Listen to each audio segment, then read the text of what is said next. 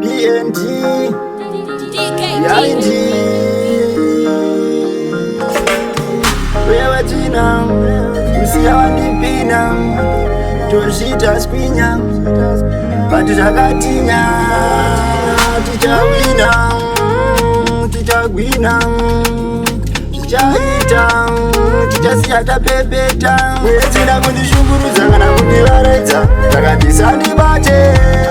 kundinakidza kana kundivaraidza takati ndiregedze mwedzina kunditambudza kana kundishungurudza takandisandibate kundinakidza kana kundishungurudza takati ndiregedze dai vandisiya ndakadaro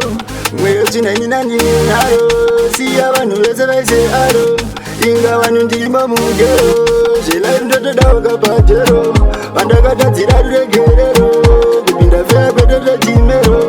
kuimba nyangwe ndakatsamira pilo mwedzina kunditambudza kana kundishungurudza sandibate kundinakidza kana kundivaraidza takati ndiregedze mwedzina kundishungurudza kana kundivaraidza takati sandibate kundinakidza kana kundivaraidza takati ndiregedze mwedzina kunditambudza kana kundishungurudza takati sandibate kundinakidza kana kundishungurudza takati ndiregedze ndisiye usandichekenyedze ende futi usandiudze kuna Mwari usandivhiringidze wosiya life yangu inakidze pakawanda paunoda kundipidze ndoda Mwari andingatangidzise ishe vanoita kuti kazvityise kalifeboy singamanikize mwedzina kundishungurudza kana kundivaraidza takati sandibate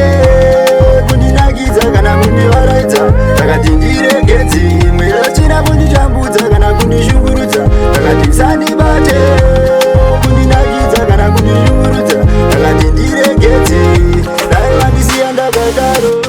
mwedzina inina ndinaro siya vanhu vese vaise aro inga vanhu ndimo mugero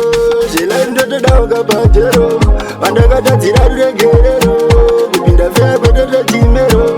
kuimba nyangwe ndakatsamira pilo mwedzina kunditambudza kana kundishungurudza sandibate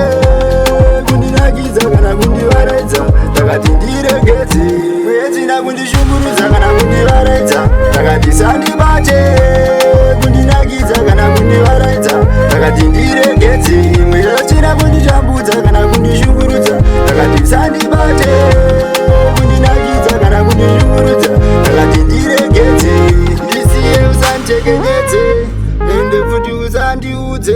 kuna Mwari usandivhiringidze wosiya life yangu inakidze pakawanda paunoda kundipidze ndoda Mwari andingatangidzise ishe vanoita kuti kazvityise kalifeboy singamanikidzwe.